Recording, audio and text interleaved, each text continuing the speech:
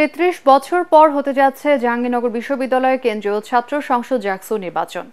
Road map দিয়েছে বিশ্ববিদ্যালয় কর্তৃপক্ষ। ১ ফেব্রুয়ারি ঘোষণা করা হবে নির্বাচনের তফসিল।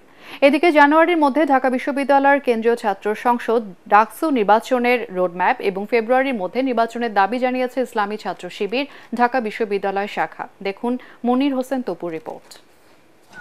জাহাঙ্গীরনগর বিশ্ববিদ্যালয়ে কেন্দ্রীয় ছাত্র সংসদ জাকসু নির্বাচনের দাবিতে দীর্ঘদিন ধরে সরব শিক্ষার্থীরা। ৫ আগস্টের পর তাদের এই দাবি আরও জোরালো হয়। বিশ্ববিদ্যালয়টির উপাচার্য অধ্যাপক ডক্টর মোহাম্মদ কামরুল আহসান সোমবার রাষ্ট্রীয় অতিথি ভবন যমুনায় প্রধান উপদেষ্টা ডক্টর মোহাম্মদ ইউনূসের সঙ্গে সাক্ষাৎ করে পরামর্শ চেয়েছেন। জাকসু নির্বাচনের অচলাবস্থার সুরাহা হতে যাচ্ছে। আগামী ১ ফেব্রুয়ারি ঘোষণা করা হবে তফসিল। এরই মধ্যে খসড়া ভোটার তালিকা প্রকাশ করেছে বিশ্ববিদ্যালয় কর্তৃপক্ষ। ১৯৭১ সালে জাহাঙ্গীরনগর বিশ্ববিদ্যালয় প্রতিষ্ঠার পর থেকে ৯ বার ছাত্র সংসদ নির্বাচন হয়েছে।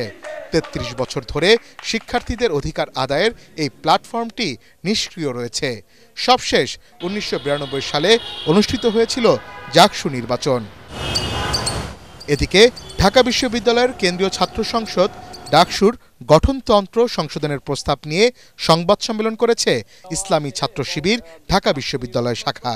তাদের অভিযোগ, ডাকসুকে আওয়ামী ফেসিবাদ বয়ানের আজ্ঞাবহ করা হয়েছিল।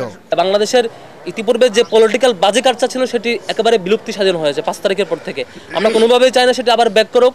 জানুয়ারির মধ্যেই ডাকসুর পূর্ণাঙ্গ রুটম্যাপ ঘোষণা করা, যাতে করে আমরা বিশ্ববিদ্যালয় কর্তৃপক্ষ যেটি বলেছিলেন ফেব্রুয়ারির মধ্যে ইলেকশন, আমরা সেটি চাই যে ফেব্রুয়ারির মধ্যে ইলেকশন হলে অবশ্যই ভালো। ২৫০টিরও বেশি ডিজাইন অপশন নিয়ে ওয়ালটন স্মার্ট ফ্রিজ, বোঝে আপনার প্রয়োজন।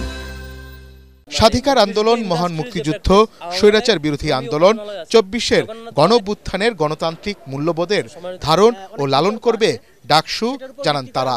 স্বাধীনতা সংগ্রাম এবং মুক্তিযুদ্ধ বিষয়ক সম্পাদকের কাজ হবে জাতির পিতা বঙ্গবন্ধু শেখ মুজিবুর রহমানের দর্শন এবং আদর্শের প্রচার করা। আমরা মনে করি ব্যক্তি নির্ভরতা থেকে সরে এসে মতাদর্শগত যে প্রচার, সেই প্রচারই মূল উদ্দেশ্য হওয়া উচিত। মুক্তিযুদ্ধের যে সঠিক আদর্শ, সেই সঠিক আদর্শের প্রচারই এই সম্পাদকের কাজ হওয়া উচিত। ডাকসু নির্বাচিত কাঠামো এবং এই নির্বাচিত কাঠামোতে সভাপতি পদটি অনির্বাচিত। এক্ষেত্রে সভাপতির পদটি কোনো ধরনের নির্বাহী কার্যক্ষমতা থাকা উচিত নয় এবং এই পদটিকে সম্পূর্ণরূপে আলংকারিক পদ হিসেবে ঘোষণা করতে হবে এবং সভাপতির সমস্ত ক্ষমতা সীমিত করে সিদ্ধান্ত গ্রহণের ক্ষমতা নির্বাহী পরিষদের হাতে ন্যস্ত করতে হবে।